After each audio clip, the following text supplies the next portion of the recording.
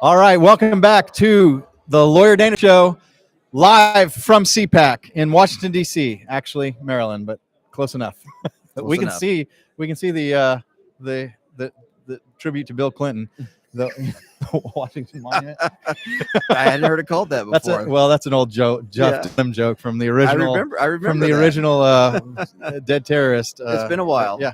So I'm with John Ferguson. All right. So look, you're going to want to watch this segment because you want to know about the drones. That's what we're going to talk about. And so, John, I'm going to let you just take it away. Tell us what you do and tell us what you know. Okay. Well, I own a company that manufactures military-grade unmanned aircraft, and I have DoD contractors that are my biggest customers, and I sell unmanned systems around the world. And when I saw the drone issue arise, I saw a lot of the elected officials saying that these are operated by the Chinese or the Iranians. Are coming out of the water, coming out of a Iranian flagship. Oh, it wasn't something out of the water? No, I just thought, oh my God, this is what we elected. So anyway, I thought I'm very compelled to do a quick video. I've never done a TikTok video before, ever. And that thing got all of those crazy You views. blew up on TikTok, your very first one. I did. So I thought I was here to talk to you about drones. Apparently, we're talking about like how to win on TikTok. I mean, TikTok to me is looking at funny little goats and little miniature cows. And then I did this video and it just went crazy wild. And now I'm being that it has over 500 million views around goodness. all of the platforms. 500 million views. I guess. So Wow. That's what they're saying. But the big thing was that I wanted to give America and the world an expert's view on what I thought these drones were and what they were doing. Now, rewind a little bit. I have been for the past year working with a gentleman who has been trying to raise awareness of a nuclear warhead that's a suitcase-sized nuclear warhead that is being brought into the United States. And what?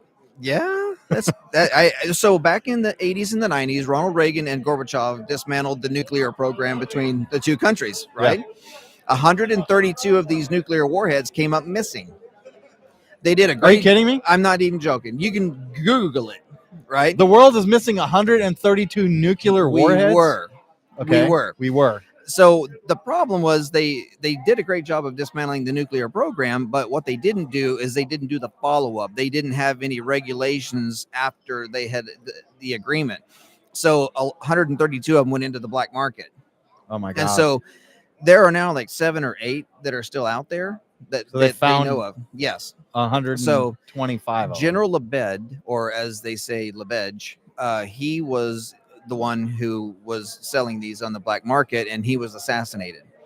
Now we fast forward. Who assassinated him? Don't know. Okay. So we fast forward to now. You remember that Russian General Kirillov a couple of months ago that was assassinated by that scooter? Well, he was a part of this as well. After I did my video, he was assassinated, and that's no joke. You're kidding. I'm not even joking. It was maybe it was a just a happenstance or whatever. I don't know, but he was taken out by the Ukrainians. So we know that there is a 20 kiloton nuclear warhead here in the United States somewhere. And I just said, look, drones have no reason to be flying at night unless you're looking for something very, very, very specific. And you would want to fly at night if you're trying to detect parts per million because the winds are down, the pressures are down, everything's more calm, and you can get a more accurate reading when you're trying to sniff for gas leaks or radioactive material or whatever, because you're measuring parts per million. I've got a colleague that went over to Germany and they were trying to find mass graves from World War II, and our gas detection sensors are so sensitive that they could actually detect methane coming off of mass graves. So that's just to give you an idea of how accurate these sensors are, right? Wow. Yeah. So again, I just said that they're not Chinese. Like our foreign policy is the worst it's ever been in the Biden administration. And so why the hell would you poke the bear? Why would you go and blame the Chinese? The Chinese are sitting back there going, that's not ours, So, and then the Iranians are sitting back saying, well, they're not ours either. Well, you cannot fly a drone in this country of mass scale that size without having FAA authorization. And if they were going to be a nefarious type of an organization or country, they wouldn't be flying with freaking nav lights on, Right. right? So Why would you be FAA compliant? why would if you? you're trying to So fly? the FAA, and we all knew that the FAA knew about it because you can't fly. We also have remote ID, so you can get a little app on your phone and you can point the app at the aircraft and you can see whose it is. Really? Yeah, it's just called remote ID. You can Okay. get that, right? So also some people were trying to use their drones to go take out those big drones. And How big were they? I mean, they were, Like the size of a car? Yeah, small car. Wow. Okay. Mine are a little smaller than that, but these are a couple $100,000 drones, right? Yeah. And there's hundreds or thousands of them flying all over the East Coast. So there's hundreds of millions of dollars invested into these drones to do this operation. You want to fly at night because you want to fly under the cloak of darkness. You don't want people to be able to see the superstructure or the fuselage. Then you can find out who is actually manufacturing the drones, and then you can go knock on their door. So that's why they're flying at night, because they're flying under the cloak of darkness, and the environment is much better for getting better ground samples. So you think they're sniffing for these nukes? I know they're sniffing for nukes. I know. Thermal imaging. You wouldn't use. We use thermal imaging to see at night, and you would use thermal imaging for search and rescue or intelligence, surveillance, reconnaissance. Looking for bad guys. You wouldn't really use thermal imaging for trying to find gas leaks, because once gas escapes out of a pipeline or the ground or whatever, it goes to ambient too quickly. So thermal imaging is not really good. We have methane detection systems. We have TD-LAS systems that can measure the parts per million. So you wouldn't want to use thermal for gas leaks, but you would want to use thermal to see where you're going at night, because that's what it does. And it measures the heat and cold air differences, right? So you can put your hand on a Coke can, put it on the table, take your hand off, and you can see very clearly your handprint, right? Yeah. So that's what thermal imaging does. So it's not good for finding anything other than heat sources. And so are these nukes heat sources? No, because they'll be shielded, right? Right. The only way you're going to find a nuclear warhead is if any of the radioactive material would escape from the shielding, right? So how long do you have? If you take the warhead that's literally the size of a suitcase, if you take it out of its shielding, you have that time to find that asset with a nuke sniffing drone. That's probably why they have so many of them out there, right? Wow. So, and people say, well, how can you smuggle a nuclear warhead in the United States? And I was like, well, I don't know. How could the smuggle anything? Well, how could the Biden administration sneak in over 40 million, and I said that correctly, I said 40 million illegals from around the world into this country? They did that. They can bring in a nuke. Not a problem. So Trump, a couple of days before the election, I think he started mentioning this, right? Yes. And said, he would release and tell who it is. I notice he hasn't said anything about it. Yeah. Do you know why? Probably because it would freak the entire country out. Well, if you can imagine, could you imagine any administration getting on national news or worldwide news and saying, there's a we lost bomb. 132 of those damn things a long time ago. We think there's probably one around here somewhere, but don't worry about it. We're going to find it. We got all these drones out there looking for it. They know it. Ain't nobody going to say that. He can't say what they're looking for. He can't. The Pentagon or whoever is in charge of this is probably saying, Mr. President, you should probably not say anything about this right now. Let us figure this out. We'll get back with you. Well, and then it clearly alerts the people who may or may not know that these drones are looking for them, that they're looking for them, and how. So yeah, but but I would imagine they would. I would encourage anticipate that. Yeah, they would. If they're sophisticated enough to have a nuclear weapon.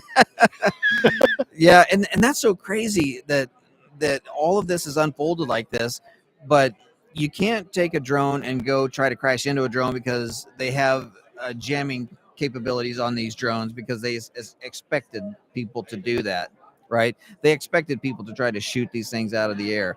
You know, um, they they anticipate all this. But my message to the American people is, I don't want to scare the hell out of everybody, but I want Americans to stand up and be counted and say, look, we're going to send a message to not this administration, but the previous administration. Say, look, you work for us. We put you in office. If we have questions, you answer, right?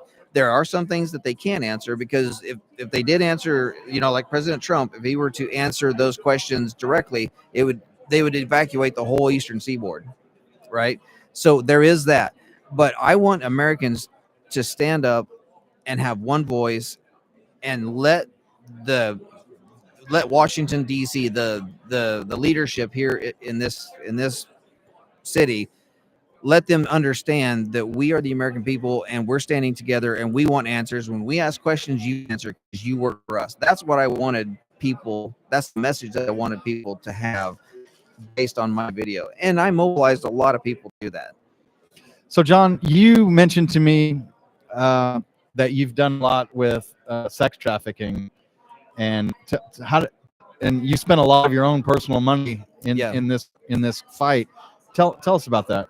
So after I got out of the Marine Corps, I got into deep sea diving, and from deep sea diving, I went into piloting submersible vehicles around the world. I've been to 85 different countries now. I think 85. Wow. So I've traveled around the world a lot, and I've seen the child sex trafficking around the world, and I thought, my God, that's disgusting. But thank God that stuff doesn't happen here.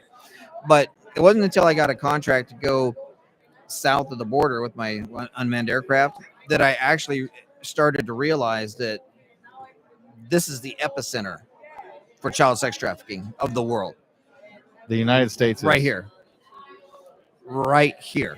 And then I started doing work on the border, combating narco terrorism, child sex trafficking, human trafficking on the border. So I've never taken a paycheck ever from this. This has all been my own money, my own time, my own contribution to making a safer place.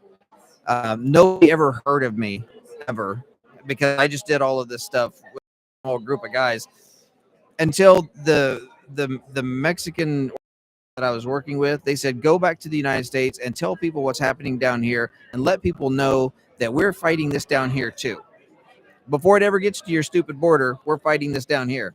And so I took that message and I started doing public speaking events to try to raise awareness to say, hey, look, this is an epidemic that needs to be solved, but we need to work on it together and not against each other.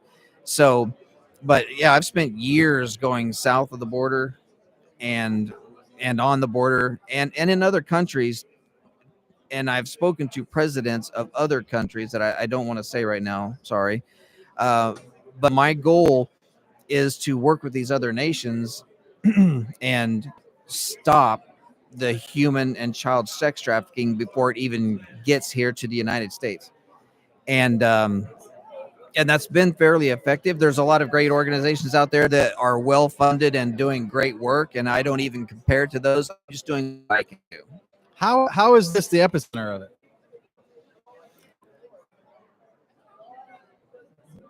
This Washington D.C. is. I don't know if I should answer that on open air. Okay, but I mean, if you don't, the money, it's so the deep I'm not state. pushing you. No, the deep state is running this. They're running all of this, and I'm going to be introducing the world to a sheriff or a police officer that has been uncovering this stuff and has the actual nucleus of all of the money for the deep state and how the child sex trafficking is being funneled through this country. I'm going to be introducing that gentleman to the world here probably within the next 30 to 45 days. How are you going to do that? I can't say that right now. And that is, but I would love to have you as a follow up, after and whenever that happens. You will absolutely have that opportunity. And but it's going to be this whole nuclear warhead thing. I've been telling people that this is like the story of the century because of all of the nefarious activity. And we actually have documentation now that shows that our own agencies knew about this and covered it up. The nuclear warhead stuff, right? Yeah. But now we have actual documentation of how the deep state has been using child sex trafficking to fund their operations, and that's going to come Have down. you been in touch with Doge? We have been in touch with people, yes, and we are proceeding with discussions to bring this to the light of day. Well, John, thank you very much. I really appreciate you coming on the show. You bet. I want to, and our normal format's longer form. I'd love to have you for any amount of time that Sure. that we could in a Sure. future episode. I Yeah. really appreciate it. John Absolutely. Ferguson, stay tuned. We got another. We got this one's going to be fun. This is going to be really fun. So stay tuned. You're going to want to watch this next one. And turn your alerts on. Like, subscribe, talk to us in the comments, and please help us support the show. Lawyer Dana podcast live from CPAC. We'll be right back. Thank you, John. I You bet. appreciate it. Thank you. And this stuff that is going to come out here pretty soon. Careful in case that mic's still live. I'm not going to have a Bill Clinton moment. So, but yeah, it's going to be pretty freaking huge. Keep up the good work, man. I really appreciate you doing that. You bet. You're a true American. Thank you. I appreciate it, man. I appreciate Thank you. it. And I do. That means a lot. Thank you. Thank you. All right, man. All right. Thanks, Dana.